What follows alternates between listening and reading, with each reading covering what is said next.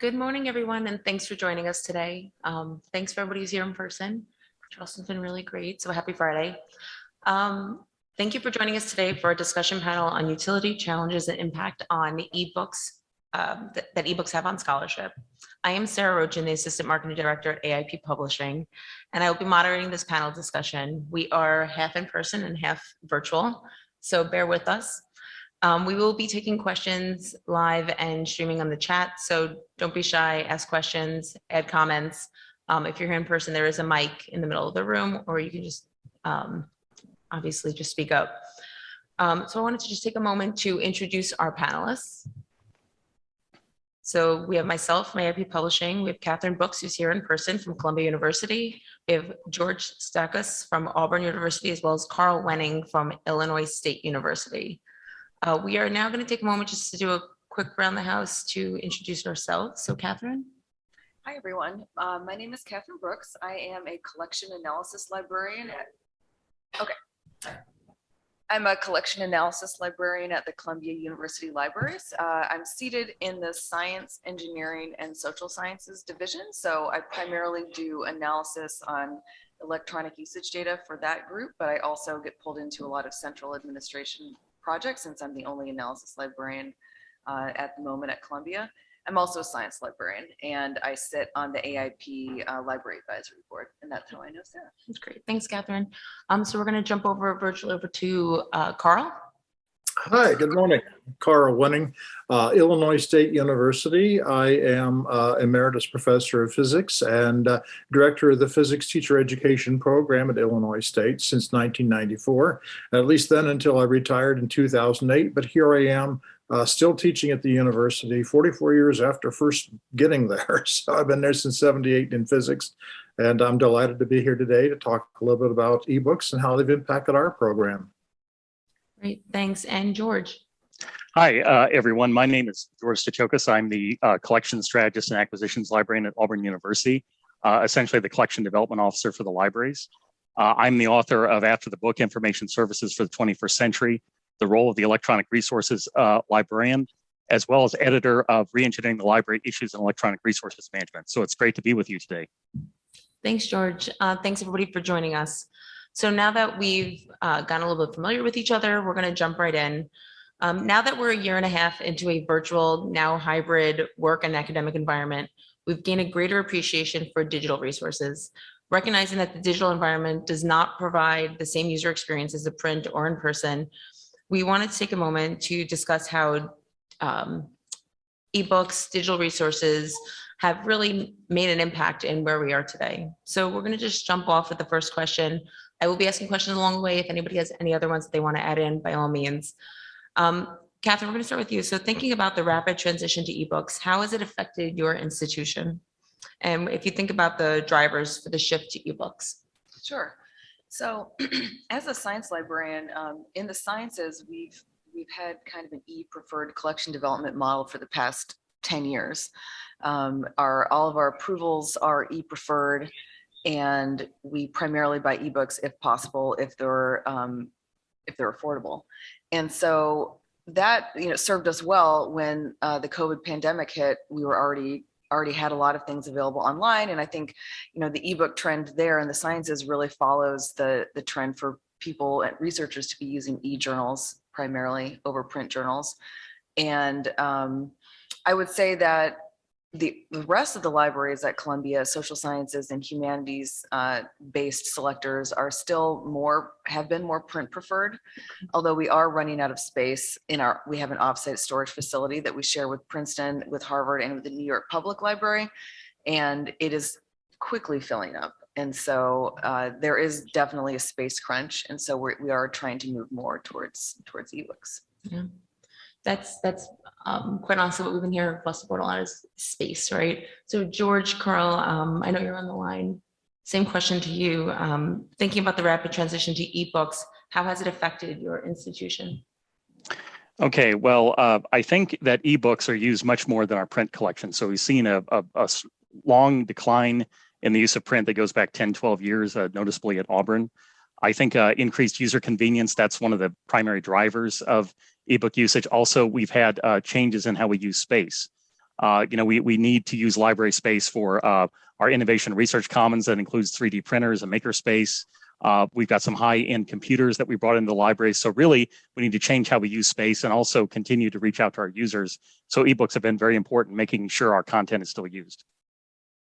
Very good. And I can give a little bit different perspective on this, being is that, I'm a classroom teacher. I don't have an institutional view, but I do have the perspective of that of a faculty member. And, the big impact that ebooks have had on us is that it makes available in one place a tremendous amount of resource material. Previously, I would hand out PowerPoint printouts or have some sort of a printed note. I'd send out electronic files through email. I'd give out reference lists. I'd make assigned readings. And, the students were expected to keep this all in one place. Let's admit, it doesn't happen too much.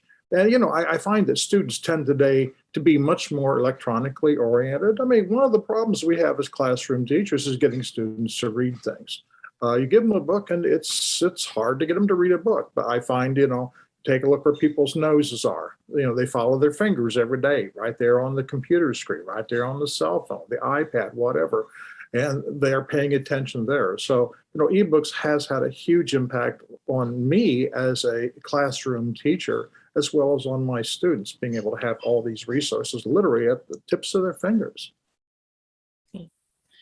Thinking about how digital resources are really prevalent nowadays, and we're lacking the space, but some may say that print resources are just as valuable. Have you found that there's still there's a strong push to transitioning to just ebooks, or is there still a need for print? I may start with this one. Regarding Auburn University, we still see a preference for print among some disciplines. I think that Katherine alluded to this a few minutes ago as well at Columbia, where our art and architecture branch library, there's still a preference for print for the quality of images. For various reasons, we still have some investment in print. But overall, I think that we have to go with what Carl said, that the actual user behavior, the usage is different. So for example, with our vet med branch library, a study was done that showed that we had declining usage in print that was more than made up for with ebook usage. So I think overall, Auburn's not quite as far along in a transition to ebooks as, say, Columbia, but we've noticed that the desire for print is more limited perhaps to the humanities and social sciences to some extent. Again, this varies, but it seems to be discipline specific, but the overall trend is still toward ebooks. There are times I think when students like to have hard copy, but when it comes to that, if you need a page, you can print out a page. It seems like the students today are a little bit different from my generation. I'm getting a little bit older now, and sometimes I would like a little bit of hard copy, but the students seem to be quite facile with using electronic copies. And if you need an extra copy when you're working on something, well, you've got your iPad sitting there, you got one thing there, you've got your computer screen to something else, your cell phone perhaps is something else, and you can work on them. We don't really need to be printing things out. I can remember when we first went to computers, we said this would become a paperless society. And I think we all kind of laughed at that for a long time. But I think now we're actually approaching the possibility of having electronic, information sources. And what's really good about that is it's free to disseminate. It's free to distribute information.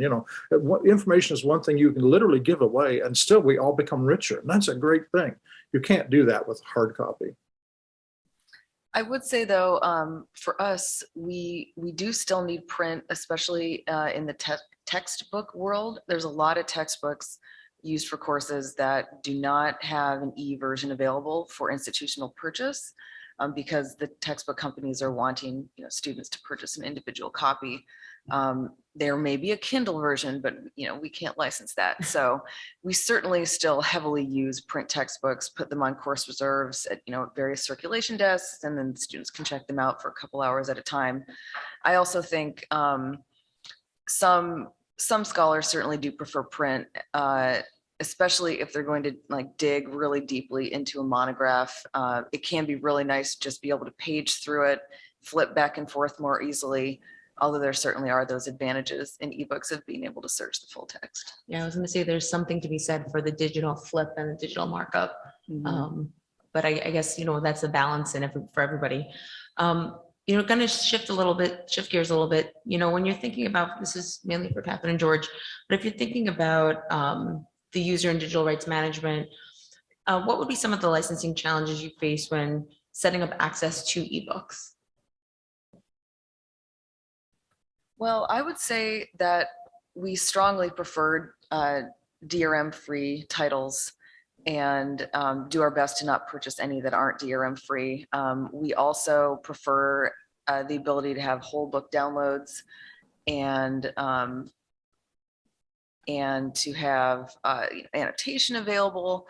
But I do feel like there are some books that just aren't available for unlimited use, and Right. so that is difficult. And there are some books that require using something like Adobe Digital Editions to read them, and we strongly prefer to not use those as well.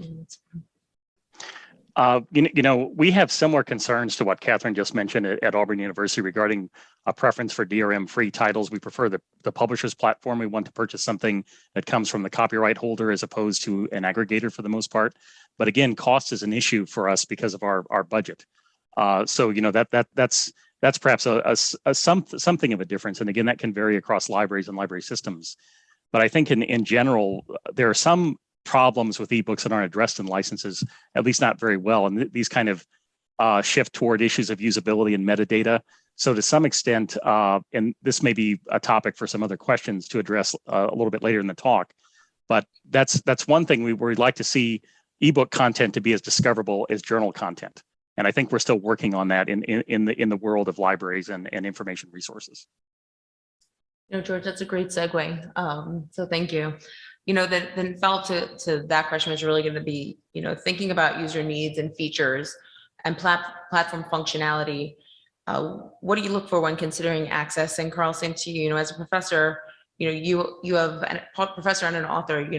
You look for ebooks, and there's certain things in that you look for yourself as well as students. What would some of those top features be? Yeah, well, there's some really great benefits associated with ebooks, and so let me eliminate these points that I see. One is the fact that we can today publish very readily books that have limited interest or limited value for society. Physics teaching, let's admit, we've got the largest physics teaching program in the United States, as far as we know, in terms of undergraduate students only. And we have about 40 majors. And, who's going to publish a book like, it's going to sell 40 copies a year? Nobody's going to do that. The upfront costs are so high. But being able to produce electronic books makes them, very much, saleable, so to speak. And, the fact of the matter is our students don't pay a penny for the book. One of my problems has been over the years is the cost of textbooks.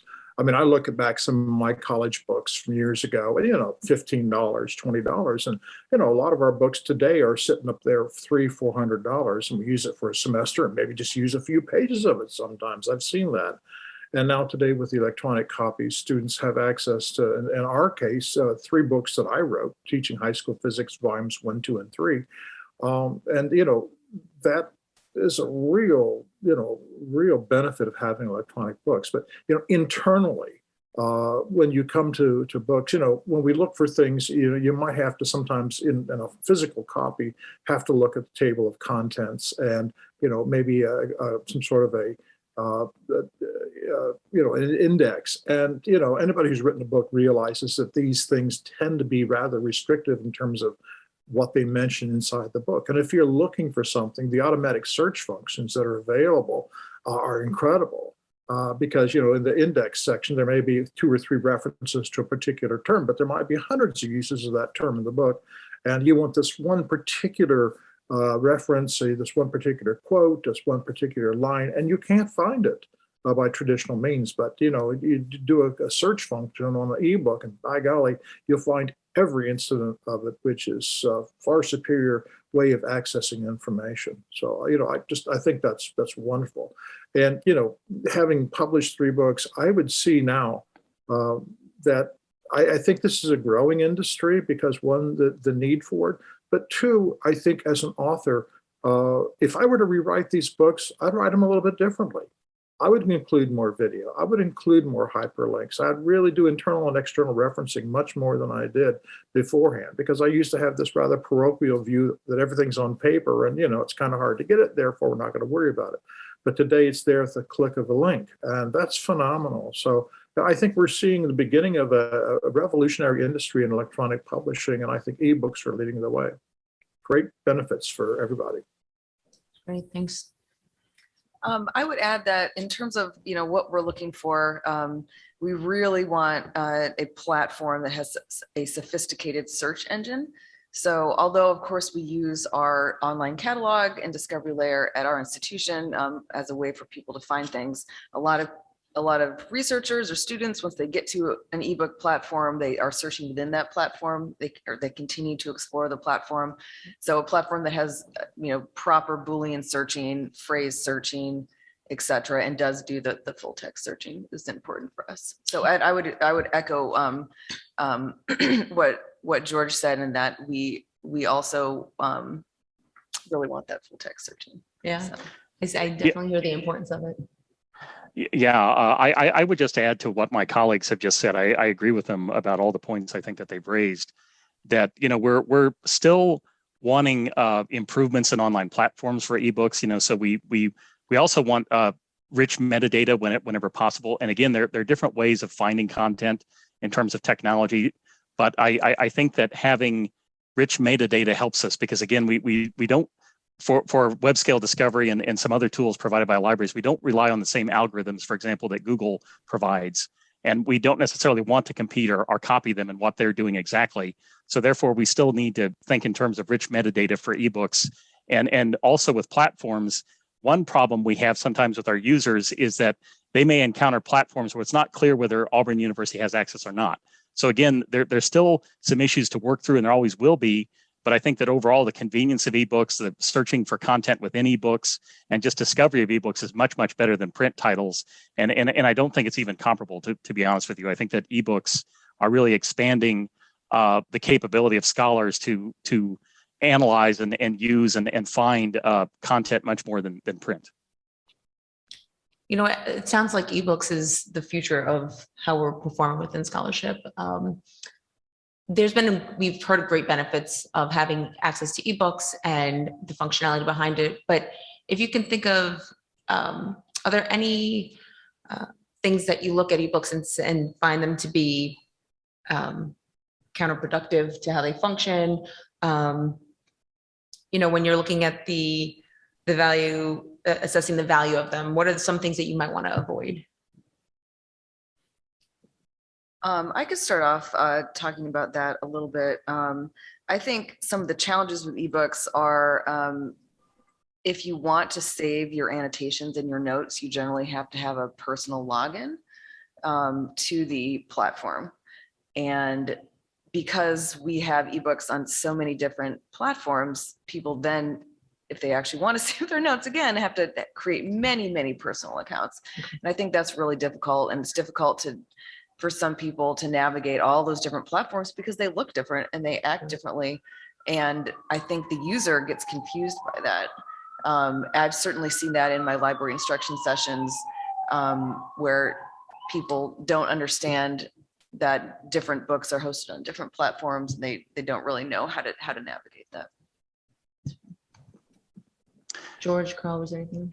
Yeah, I could just maybe add to that a little bit. I mentioned earlier, the issue of thin metadata that can be problematic, not really being able to find what's in the published form of an ebook as readily as, say, content in articles. Now, again, this varies quite a bit by platform. Some platforms, the chapter level discovery of ebooks is very similar to that of articles. Others, it's quite different, and it's almost a bit like a black box. One can find the ebook, but not really the content within it that easily. And I think that the different interfaces and platforms, those differences, having to go from one e-silo to another with ebooks, that can be problematic. So DRM free, that's a real improvement in terms of accessibility. But again, I think that this hasn't quite happened yet. But we do have some technology that purports to be sort of a universal reader, like say Adobe Digital Editions. I don't think it really is. It requires a different login. It doesn't have interoperability with other tools. But I really wish that I could integrate ebook content easily into word processing, into Office tools, into other other technologies I'm using on my computer already. And again, I think that's one thing where if we can get more of that content into commonly used platforms, that would be great. Yeah. And as an end user, in the classroom with my students, and having worked with these students now for a semester using ebooks, because we use 3 different ebooks in my class, I don't see a downside at this point. It's been nothing but great. The students are quite happy the fact that we're using 3 different textbooks and they're not paying for it. I mean, we did establish a relationship with AIP Publishing to have these accessible not only to our students, but to our faculty, our staff, our alumni, and patrons of our main library here on campus. And I see only, green lights ahead. I just think it's wonderful. One of the things, we haven't mentioned this, I don't know how particular this is to other institutional publishers, but, the fact that my students, if they want a hard copy, they can get it. You can get a black and white 300-page book for $30 on print on demand. And the turnaround time's a week. I ordered 3 copies from my co-author, and because there's 2 of us who wrote the book, the 3 books, and they were color copies, so they cost a little bit more. But they were delivered to Washington, D.C., from my request here in Illinois. They were delivered in my daughter's hands. So this was my co-author is actually my daughter, who's a high school physics teacher, rather accomplished. And within a week, she had them. It's just incredible. Yeah, I would echo with Carl that even though there are issues in my mind with ebooks, and again, there are issues with any technology that are ongoing, I think nothing is perfect, and I don't expect perfection either. Ebooks are much more accessible and much easier to use in many ways than print materials. And again, I think the advantages of ebooks far outweigh print books altogether for information resources. I mean, imagine there are some remote parts of the world where people have access to cell phone technology. They could theoretically read a freely available open textbook on, as an ebook where they would have no access to print. And again, there's a lot that could be done in the world with making great information, for public health and other issues more readily available to the world population using ebooks and online information resources. Great. Thank you, everybody. Before we wrap it up with some final thoughts from our panelists, I just wanted to check in to see if there were any questions or any comments in the chat. Yeah, we've got a few. Oh, great. Just pass the mic over. Oh, yes.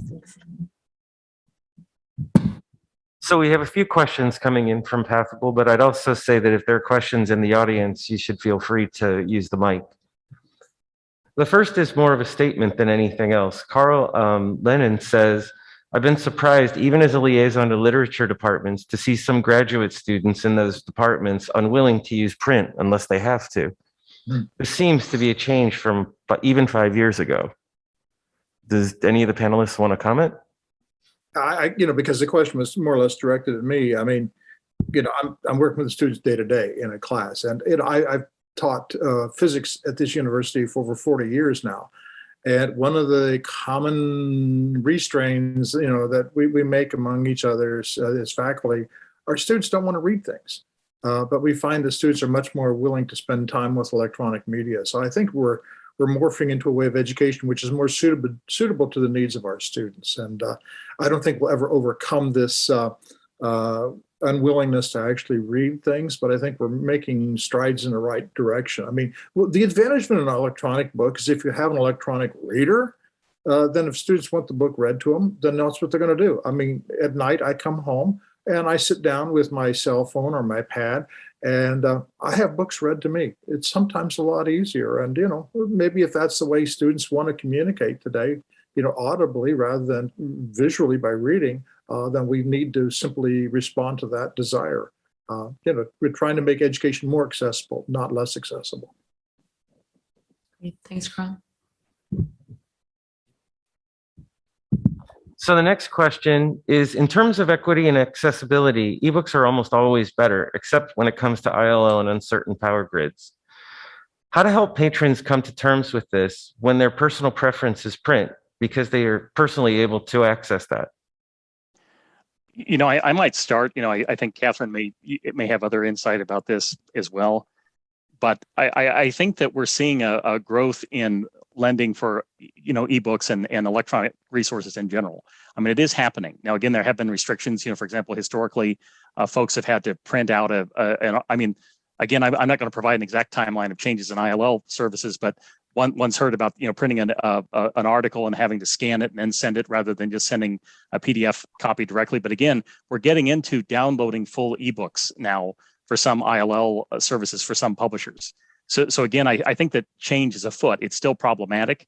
I admit that, but I think that things are changing.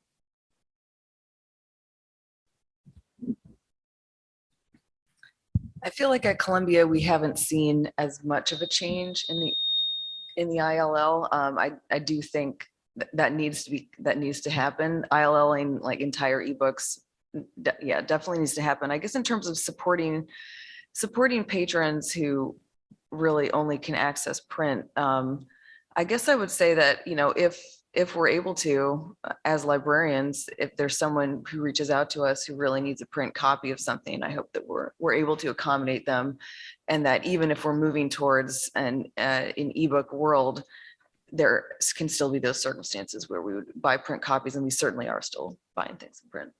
Great, thank you.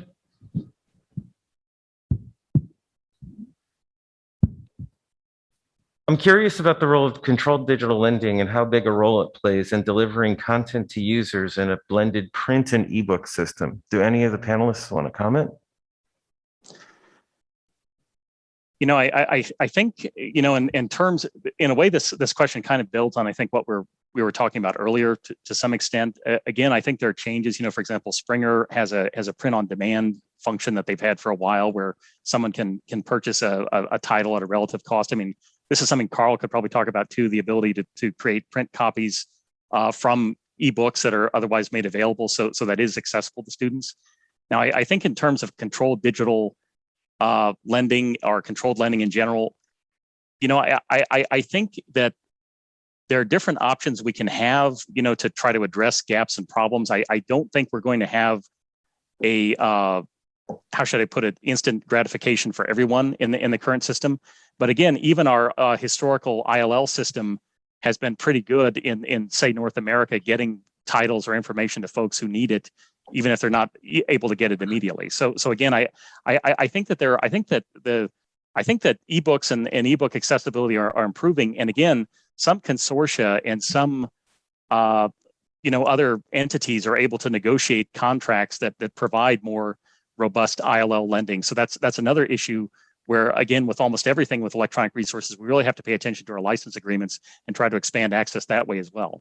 Does that address your question?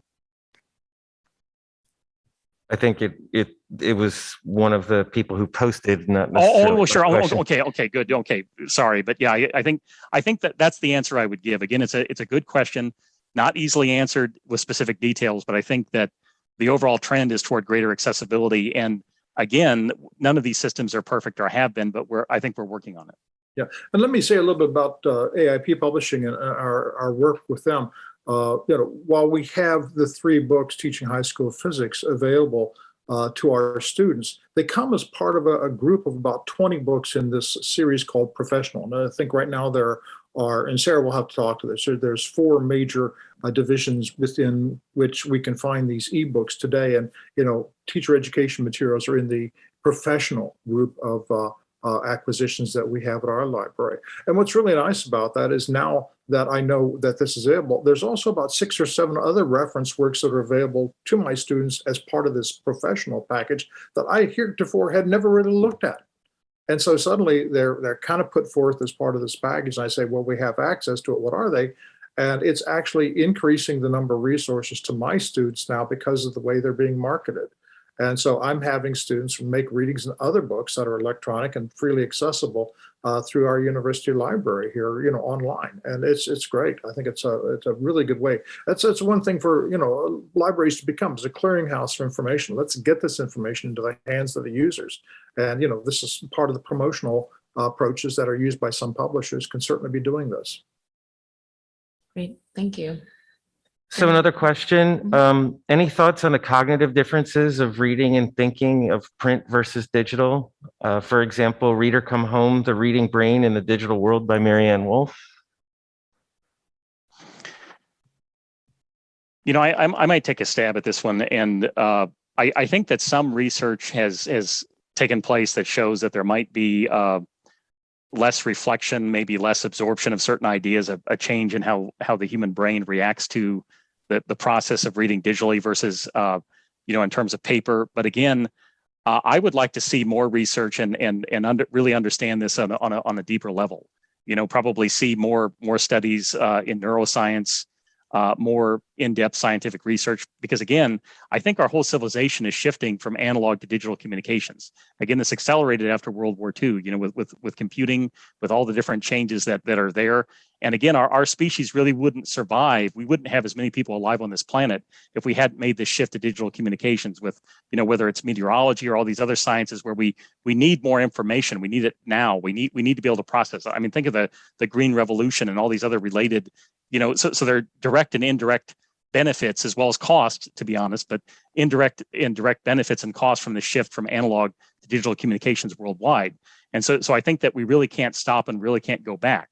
So I think when it comes to reading, I think we need to try to work on improving the digital experience rather than trying to recapture the print experience, because we don't have the same footprint. And when we think about the other aspects of our society that kind of feed into this, and again, I'm not trying to go too far afield, but it's all related in my opinion. Shipping costs are rising. Like, look at the pandemic. I mean, in some ways, it was easier to access something electronically and cheaper than it was to ship something physical. And so I think that there are changes over time that we're going to have to learn to adapt to rather than to recapture what we've had, if that makes sense. It's great. Thank you so much. So another question from Robert Tyson. I think the question isn't ebooks, but really around the access model. DRM free or multi-user is great, but single user ebooks create huge problems. Do any of the panelists want to comment on the restrictions of single user ebooks and some of the licensing that's been going on? Hi there. Thanks for the question.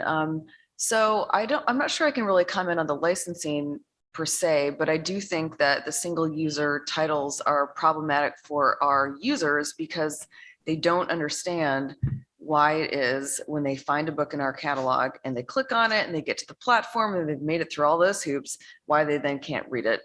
And I don't think that there's a good messaging around that, and so it's very confusing for them. And I feel like we do get a lot of questions at the libraries about that.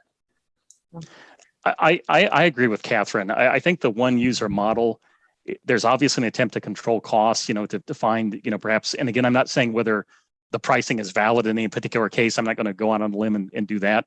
But there's an attempt to try to recapture some type of equity, I think, in pricing from the view of the publisher by having a one user model that's usually less expensive than unlimited users.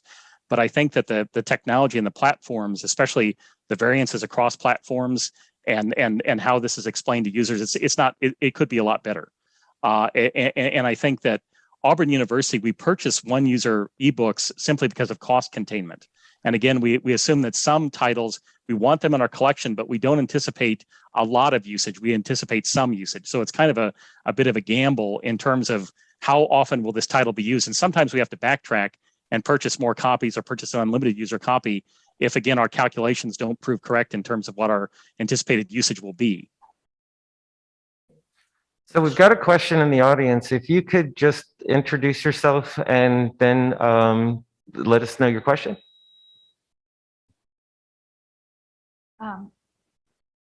Is this on? Okay. My name is Chris Ferguson. I'm the interim dean of libraries at Murray State University. This is a good conversation because it's helping me rethink our own policies about what we do. So we have mandated that ebooks are our preferred model or our preferred purchase model, but we only have been purchasing ebooks if they are available in an unlimited user model. So if it's not available as an unlimited user model, we will we purchase the print.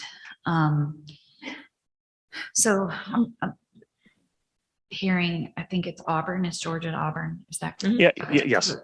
So hearing that you will purchase. So one of my reluctances to acquire books in a single user model is that then we have users that hit perhaps if it's still in use, like if someone is using it and then another user, then I generate these messages that come to me saying, well, I was blocked, I couldn't get into this. And I'm really trying to avoid this blocked access to resources. So to avoid that, like I can't get into it messages. So I'm gonna think about that. That wasn't why I stood up though. So I just wanted to make that comment. But Okay. so the main question I have is about, so somebody said that they prefer, and I totally get this, but somebody indicated that they prefer to get their ebooks from the publisher site, which I totally understand. But that generates more labor, I think. So negotiating with, or working with, or trying to, there's an almost an infinite number of publishers, I guess. So for every book request we get, trying to figure out whether or not that publisher offers it and whether or not it's available. So I wanted to kind of ask what role aggregators play in your ebook acquisition. So, if so we have a standing contract with an ebook aggregator, and they're kind of our go-to in that we go to them and it provides our users not just it's a single interface that they learn. So, and there are issues with using an aggregator because they still tend to have more DRM. So the main question I have is what role do ebook aggregators play in your acquisitions and providing access to ebooks? I can start. We use Gobi for our firm orders with ebooks, and I would say that we purchase a lot of ebooks that will be hosted on either ProQuest or EBSCO at Columbia. Often that's because they're only available there, and I completely agree with you that cutting down on the number of platforms that users have to use and understand is great. So we certainly do use those aggregator platforms a lot. But we also sometimes, fair amount, will purchase an ebook on the publisher platform through Gobi if it's available. But because we're using Gobi as our main firm order purchasing site, we're not going and seeking it out on the publisher's platform. But often the publisher's platform will offer it at a slightly lower price than the aggregators, and so we might go with that. So not a very straightforward answer, but we do certainly purchase a lot of the aggregator platforms. Yeah, I would just kind of build on that with Auburn, is that we do purchase a number of ebook titles on aggregator platforms, both EBSCO and ProQuest are examples. JSTOR, so there's some other, Gale, for example, is another aggregator. But we like publisher provided ebooks, for example, like AIP. I'll put in a mention there, and also Elsevier Science Direct. I think that as a STEM institution, these DRM-free ebooks on publisher platforms, some of the publishers tend to have pretty good metadata as well. We can get records for these titles. We can discover them readily. So there are other advantages. Now, again, I think you ask a good question though, because in acquiring ebooks, I think that each library has to kind of find its own strategy to some extent, because each library has a different mix of resources at its disposal, including personnel who can work with license agreements and other personnel who can deal with things. So again, I think looking at that mixture of technology and personnel that libraries can bring to the marketplace, and also looking at what's available in the marketplace is an issue. But I think in terms of looking at aggregators more broadly, ProQuest and EBSCO are aggregators in the sense of their platforms, but they also still act as jobbers or billing agents for other ebook purchases. So one can go into Gobi or a service like Oasis provided by ProQuest, and that can be a central place to license and purchase titles, both from either company. So I think that libraries have options, and also working with consortia or working with other groups to kind of help with some of the infrastructure of purchasing from different providers. But again, I think that historically we've wanted a marketplace that has different actors in it, that has different companies we can buy from. So again, we want a good user experience that's solid, that doesn't have too many compromises in terms of the interface. But we don't want to necessarily take actions that lead to too much consolidation in the marketplace either. We like the fact that we have different entities that we can buy from that can compete and provide better services. But again, with the usability, there are some ways in which we want usability to be more uniform, and we want readers to understand what they're getting, to be sure. Great, thank you, George. We are actually have run out of time at this point. So if there's any real quick 30-second final thoughts from our panelists, I do welcome them, but I think we've had a really valuable discussion today. So thank you everybody for joining us. Katherine, George, Carl, I wanted to give you an extra second. Get any final thoughts? No? Okay. Well, thank you everybody for joining us. I hope you enjoy the rest of the conference and have a great day.